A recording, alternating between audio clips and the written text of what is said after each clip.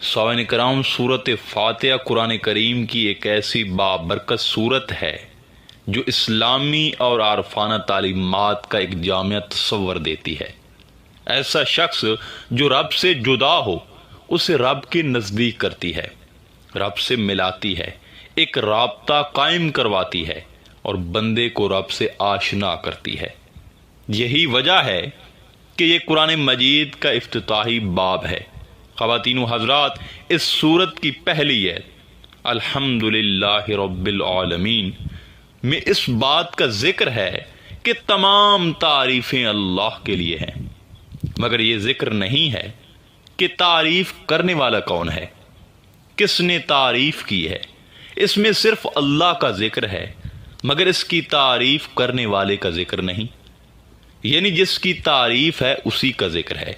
سو اس اسلوب سے اللہ تبارک و تعالی مخلوق کو اپنے ساتھ تعلق قائم کرنے کے طریقے کے بارے میں رہنمائی فرما رہا ہے کہ میری تعریف کرو، میری حمد کرو، میرا شکر بجا لاؤ، میری عظمت بیان کرو، مگر اپنے آپ کو درمیان سے نکال دو، یعنی اپنی ذات کی نفی کر دو۔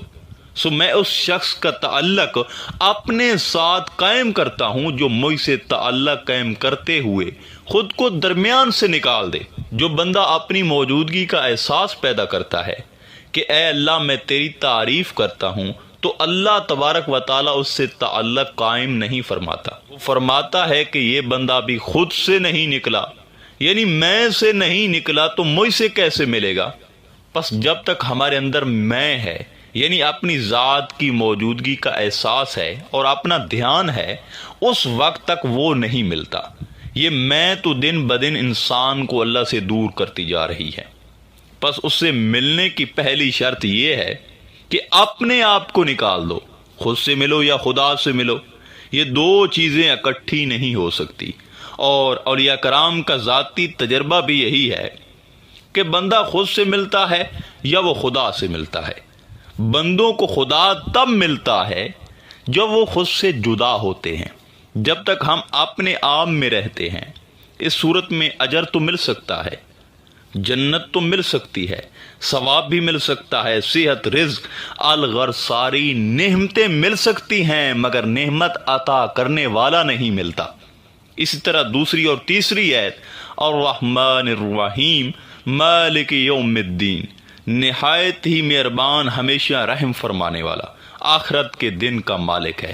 اس میں بھی اللہ نے بندے کا ذکر نہیں فرمایا۔ ان پہلی تین آیات کے اسلوب کے ذریعے اس نے بندے کو یہ سکھایا ہے کہ اللہ کیسے ملتا ہے، اللہ کو کیسے پایا جا سکتا ہے، اللہ کا قرب کیسے حاصل کیا جا سکتا ہے، اس سے تعلق کیسے بنتا ہے۔ در حقیقت اللہ سے تعلق تب بنتا ہے جب بندہ خود سے تعلق توڑتا ہے۔ سوال پیدا ہوتا ہے کہ بندہ خود سے کیسے جدا ہو، خود سے کیسے ٹوٹے؟ یہ تو بڑا مشکل کام ہے۔ سن لیں کہ خود کو نہیں چھوڑیں گے تو اللہ نہیں ملے گا۔ اگر اللہ سے تعلق بنانا ہے تو خود کو درمیان سے نکالنا پڑے گا، اس لیے کہ جب بندہ خود کو درمیان میں رکھتا ہے تو اس کے اپنے گورکھ دھندے آڑے آ جاتے ہیں۔ اس صورت میں اس نے اللہ سے تعلق کیسے جوڑنا ہے؟ جب وہ ان گورکھ دھندوں میں رہے گا کہ مجھے اچھی جاب مل جائے، اچھی ڈگریاں حاصل کروں، میرا بزنس ہو، آمدنی میں اضافہ ہو، شادی ہو جائے، اچھا گھر بنا لوں، اولاد مل جائے، بیٹی مل گئی تو کہتا ہے بیٹا مل جائے، پھر اولاد کے مستقبل کا سوچتا ہے، بچوں کی شادیاں، بیٹی کا گھر اچھا ہو جائے، بیٹے کی شادی ہو جائے تو یہ شکوہ کرتا ہے کہ بہو اچھی نہیں ملی، خدمت نہیں کرتی، پھر دادا اور نانا بن گیا۔ الغرض مرتے دم تک یہ دندے ختم ہی نہیں ہوتے۔ سو کوئی شخص دنیا میں ایسا نہیں جو خود سے جدا نہیں ہوا اور ان مصیبتوں سے جدا ہو گیا ہو۔ دراصل اس کے مسائل ختم ہی نہیں ہوتے، زندگی کے مسائل نہ ختم ہونے والے ہیں۔ جب بندے کی اپنی سوچیں اور پریشانیاں ختم نہیں ہوتی تو اس نے اللہ کے تعلق کی سپیس کہاں سے پیدا کر لینی ہے؟ اس ذات کے لیے تو اس کے باطن میں کوئی جگہ ہی نہیں۔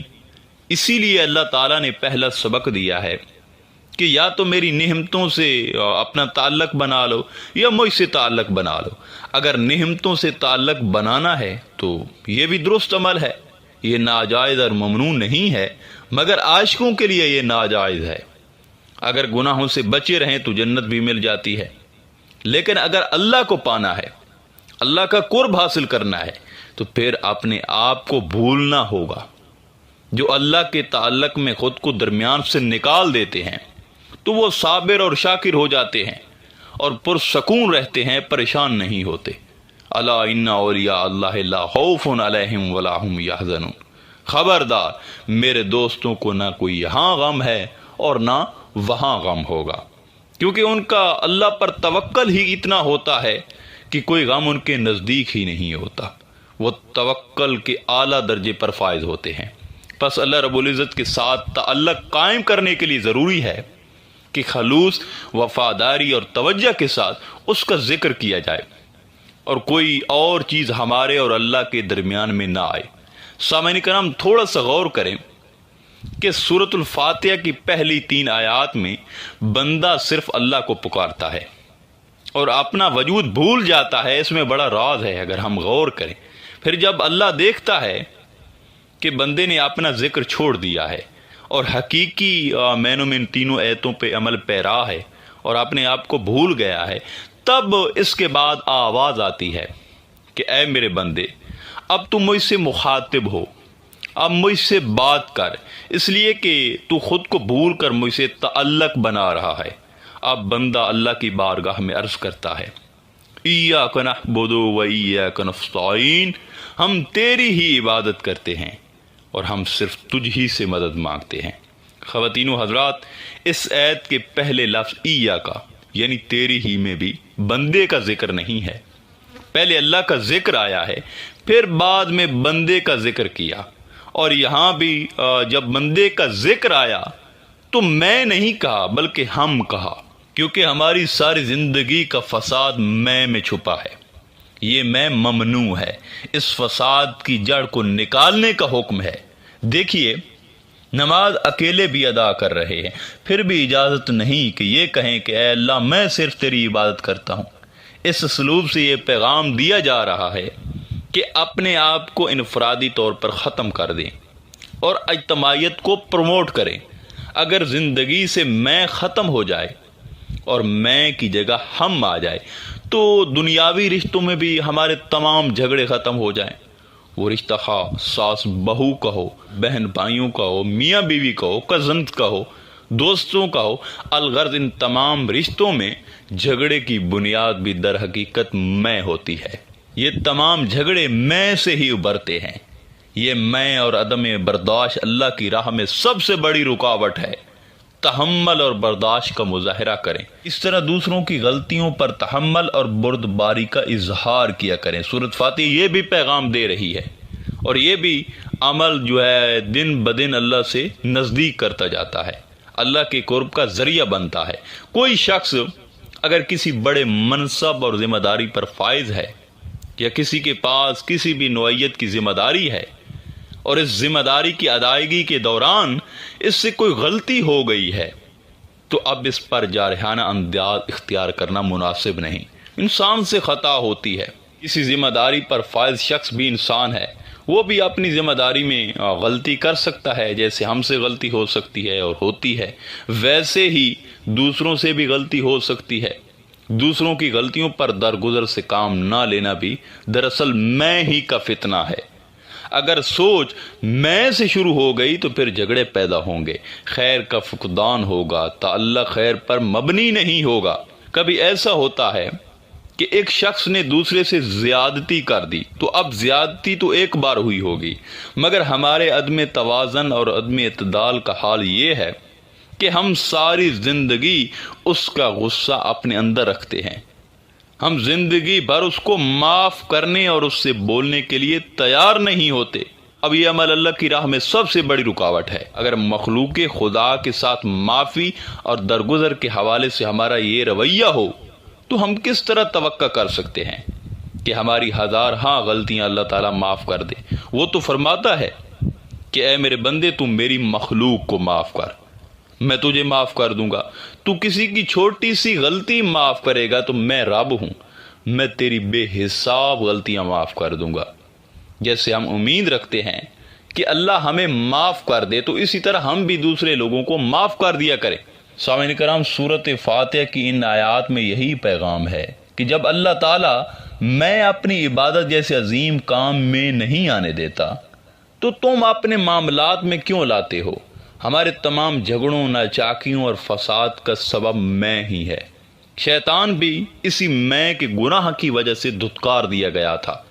اس نے یہی تو کہا تھا کہ میں اس سے بہتر ہوں، اسی ایک لفظ نے اسے برباد کر دیا اور خدا کی قربت سے دور کر دیا۔ میں در حقیقت شیطان کی بھڑکائی ہوئی چنگاری ہے۔ اسی سے اللہ سے تعلقات خراب ہوتے ہیں اور اسی کی وجہ سے مخلوق سے تعلق میں بھی خرابی آتی ہے۔ سامعین کرام، اللہ تعالیٰ نے یہ سبق دیا ہے، انفرادی طور پر مت سوچا کریں بلکہ اپنی سوچ کو اجتماعیت میں تبدیل کریں، کیونکہ اجتماعی سوچ کو اپنانے میں ہی خیر ہے۔ اس اجتماعی سوچ کا نتیجہ یہ ہوگا کہ خود غرضی، ہرس، لالچ، ذاتی ہوس اور طمع ختم ہو جائے گی۔ ہم کا لفظ بولیں گے تو اس کا مطلب یہ ہے کہ دوسروں کے لیے بات کر رہے ہیں اور اسی سے جھگڑا ختم ہوگا۔ خیر کے دروازے کھولیں گے، قرب کے دروازے کھولیں گے اور نیکی اور بھلائی کے چشمے پھوٹیں گے۔ اگر یہ چیز قائم ہو جائے تو اسی سے اللہ سے دوستی قائم ہوتی ہے اور یہی ولایت اور اللہ کے ساتھ دوستی کا چشمہ ہے۔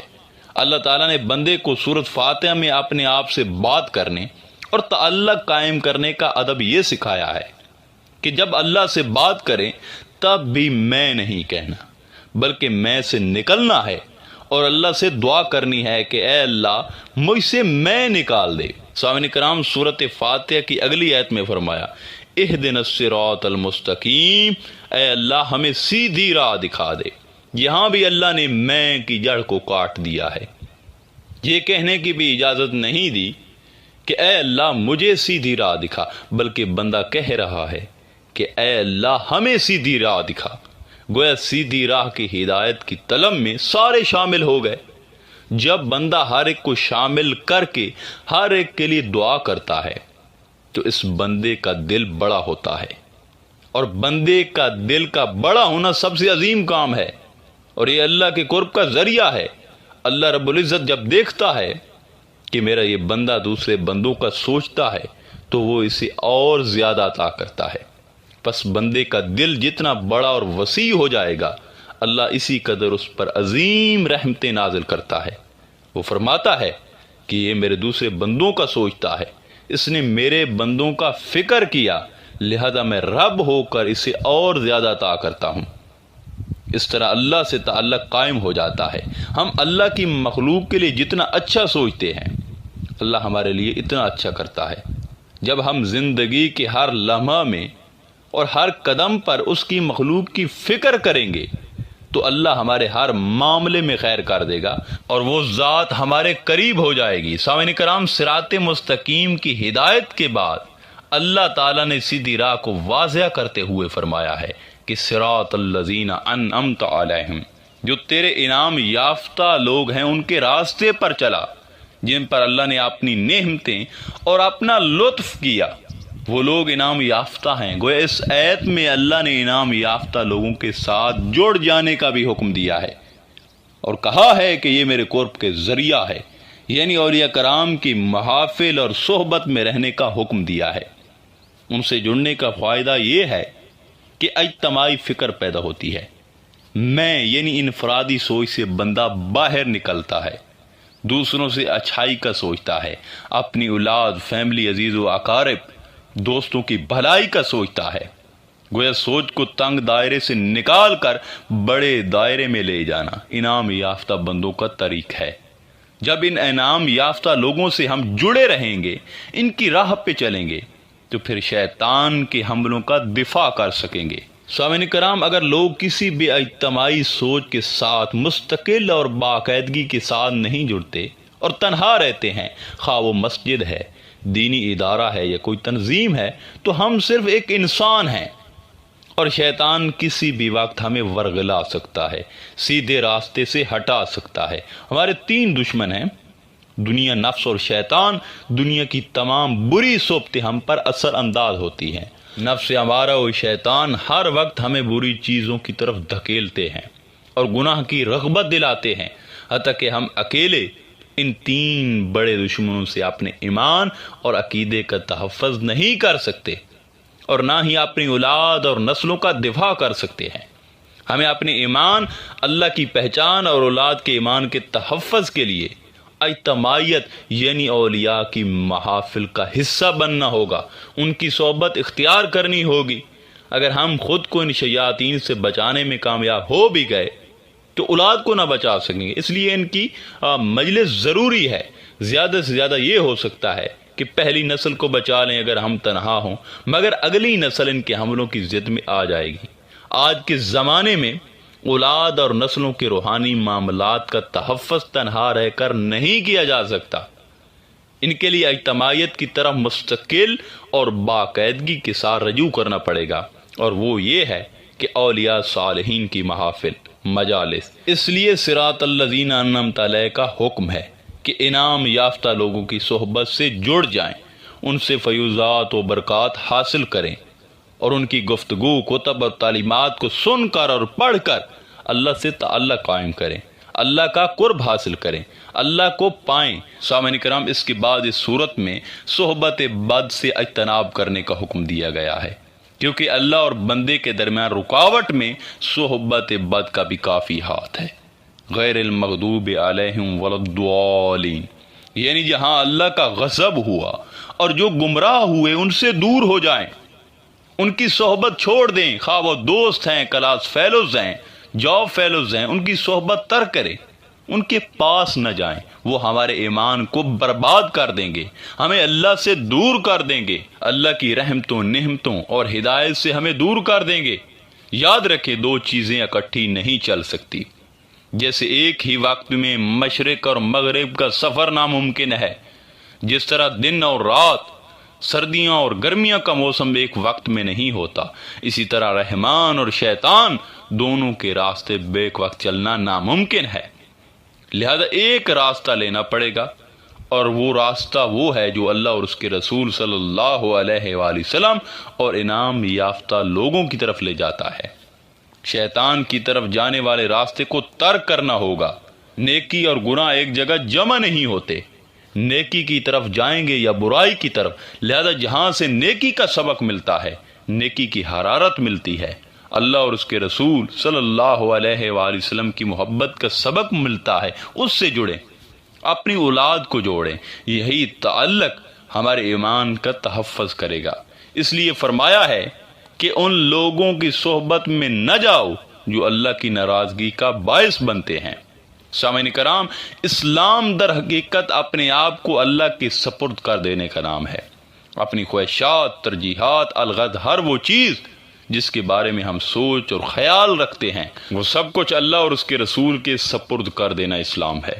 اللہ تعالیٰ اور اس کے رسول صلی اللہ علیہ وآلہ وسلم کی اطاعت کے ذریعے دل و دماغ، خیالات، خواہشات، نظریات، مزاج اور رویے خالص ہو جاتے ہیں۔ اللہ کی بارگاہ میں خود سپردگی اور خلوص زندگی تبدیل کرنے کا باعث بنتا ہے، اور جو لوگ ایسا کرتے ہیں ان کے بارے میں ارشاد ہے، فَأُولَئِكَ مَعَ الَّذِينَ أَنْعَمَ اللَّهُ عَلَيْهِمْ مِنَ النَّبِيِّينَ وَالصِّدِّيقِينَ وَالشُّهَدَاءِ وَالصَّالِحِينَ۔ تو یہی لوگ روز قیامت ان ہستیوں کے ساتھ ہوں گے جن پر اللہ نے خاص انعام فرمایا ہے، جو کہ انبیاء، صادقین، شہداء اور صالحین ہیں۔ سامعین کرام، یہی وہ لوگ ہیں جنہوں نے اس دنیا میں بھی اور آخرت میں بھی رب کو حاصل کر لیا، اور یہی کامیاب ہیں۔ آخر میں دعا ہے کہ اللہ تعالی ہم سب کو اللہ کا قرب خاص نصیب فرمائے۔ انشاءاللہ تعالی ملتے ہیں ایک نئے موضوع میں، تب تک اللہ نگہبان۔